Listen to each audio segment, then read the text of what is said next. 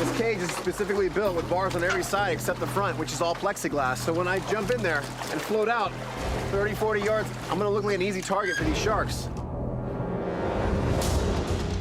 Beneath the ocean's surface, where it's dark and deep, there's a scary showdown happening. Sharks, those big, fierce fish, rule these waters. Get ready for a wild ride as we dive into the stories of these shark attacks caught on camera. It's a thrilling adventure that'll keep you on the edge of your seat, showing just how powerful and mysterious these ocean giants can be. Rodney Fox.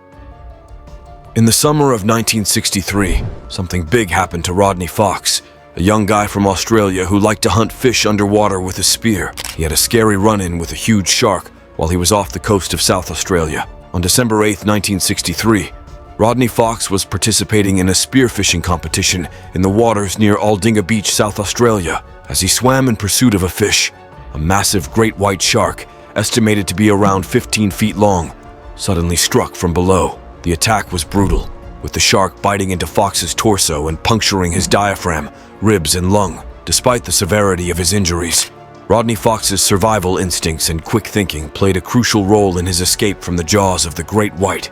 Using his spear gun, he fiercely fought back against the shark, delivering powerful blows to its snout until it released its grip. Severely wounded and losing a significant amount of blood, Fox managed to swim to the surface, where he was rescued by fellow competitors. After the shark attack, Rodney Fox was in really bad shape. He had serious injuries that put his life at risk, and his body was marked by the scary attack. Getting better was a long and tough journey for him. He had to go through lots of surgeries and spend a long time doing therapy to recover. But even though it was hard, Rodney didn't give up. Instead, the attack made him really interested in sharks and wanting to protect them. He realized that sharks often get a bad rap because of how they're shown in movies and stories. Like, what happened to him? Mike Fanning.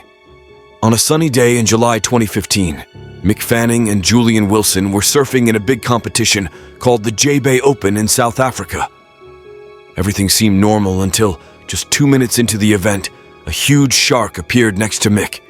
It got tangled in his surfboard leash, and Mick had to fight it off by punching it and using his board as a shield. The shark bit off Mick's leash, and he had to swim back to shore fast. Julian Wilson bravely paddled over to help him. Thankfully, a rescue team quickly arrived and scared the shark away, picking up both Mick and Julian from the water. Everyone was amazed that they weren't hurt. After the scary incident, people talked a lot about what happened. Some experts said the shark probably didn't mean to hurt Mick, but because it touched his board and cut his leash, it was still considered a shark attack. Even though it was terrifying, Mick didn't let it stop him from surfing. Less than a week later, he was back in the water, dedicating his return to his brother. He kept surfing in other competitions, showing how brave and determined he was. Mick's story reminded us that the ocean can be dangerous, but it also showed how strong people can be when faced with scary situations.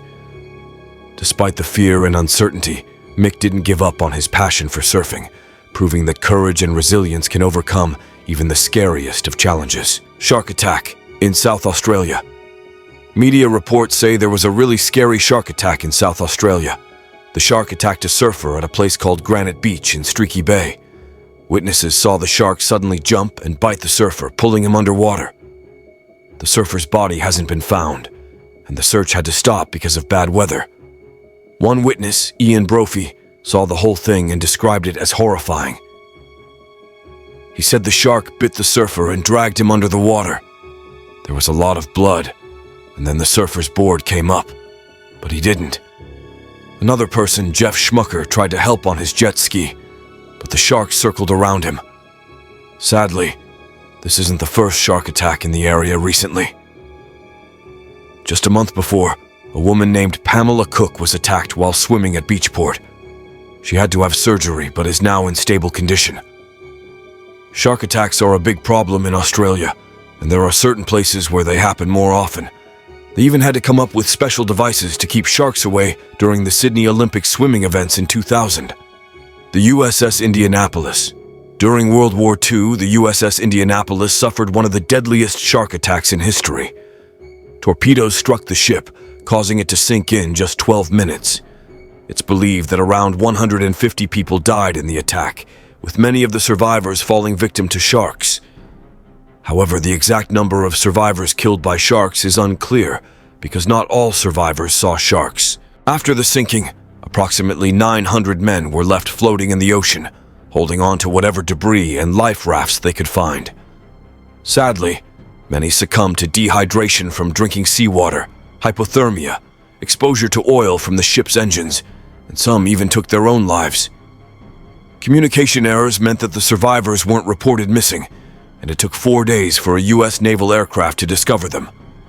By then, only 316 men were still alive. The Discovery Channel has labeled this event as the worst shark attack in history.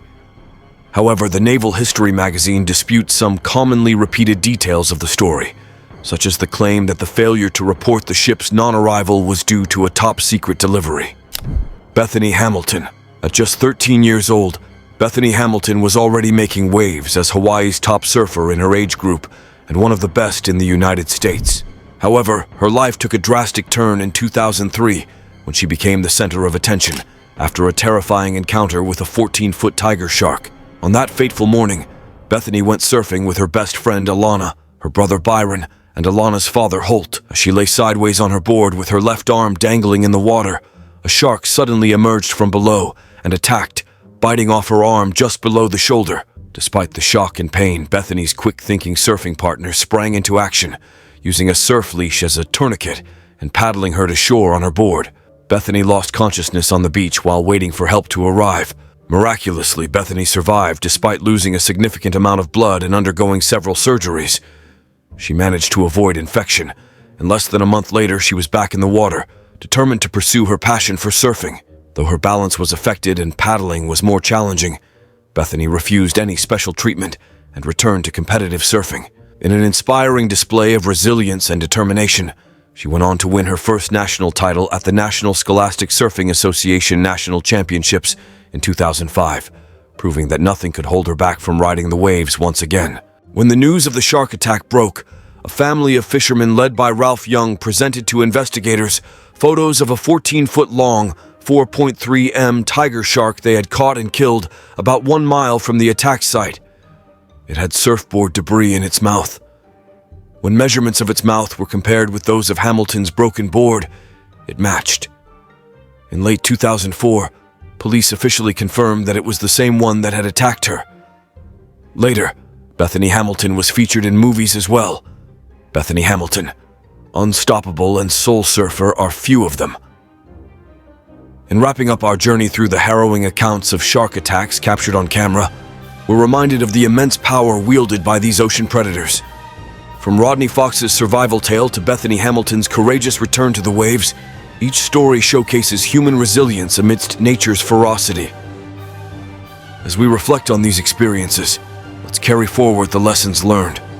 Let's embrace the wonders of the ocean while endeavoring to protect its inhabitants and habitats for generations to come. Did we miss anything? Do let us know in the comments section. And don't forget to like and subscribe to this channel for more videos. And we will see you next time.